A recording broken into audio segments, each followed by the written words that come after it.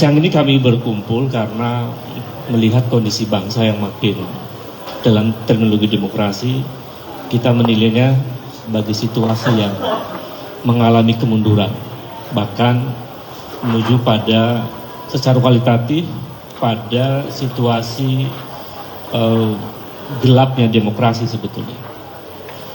Kami sesungguhnya tidak ikut dalam satu gonjang-ganjing politik semata-mata kasus Golkar ya, tetapi kami melihat bahwa kasus Golkar ini adalah salah satu bagian penting dari akumulasi buruknya demokrasi.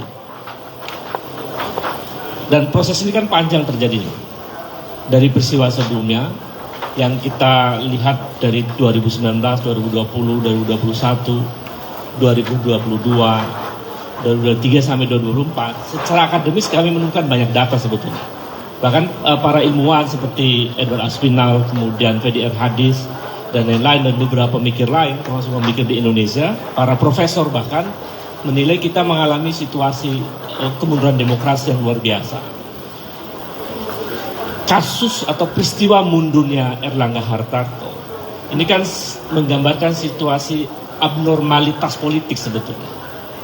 Bayangkan, hampir kita tidak mendengar gonjang-ganjing politik perseteruan yang sangat kencang di tubuh Golkar. Kan kita tidak mendengar itu.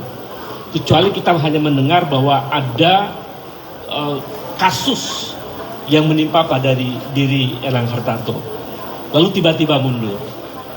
Ini kan terkesan bahwa sirkulasi elit politik di dalam tubuh partai itu dikendalikan oleh kekuatan tertentu. Dan ini menyempurnakan gelapnya demokrasi. Jadi ada argumen-argumen ilmiah yang kami temukan dalam perjalanan panjang 5 tahun terakhir ini. Lalu kemudian ada data-data empirik yang kita juga temukan dan berujung diantaranya adalah terakhir ini kasus mundurnya Erlangga Hartarto. Kami kemudian menganalisis dengan perspektif analisis aktor misalnya. Sebetulnya aktornya siapa sih di belakang buruknya demokrasi ini? Nah, kami melihat kan ada aktor-aktor utama yang membuat situasi memburuk. Salah satu aktor utama yang kami duga sangat kuat adalah Joko Widodo. Itu menjadi faktor yang kemudian membuat demokrasi makin memburuk. Di tengah situasi ini kan kita melihat bahwa posisi sang aktor ini seolah-olah membiarkan praktek itu. Membiarkan praktek busuknya demokrasi sama dengan menjadi pelaku utama dalam proses busuknya demokrasi. Karena dia berada pada posisi sentral, berada pada posisi struktural kekuasaan, yang memungkinkan dia bisa membalikkan arah menjadi demokratis. Tapi itu tidak dilakukan. Bahkan kemudian membiarkan itu, bahkan terkesan menikmati busuknya demokrasi ini.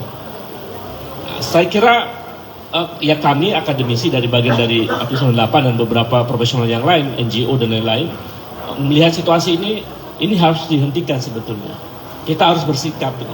Saya kira itu pengantar dari saya dan mungkin Bung Usman dan seterusnya.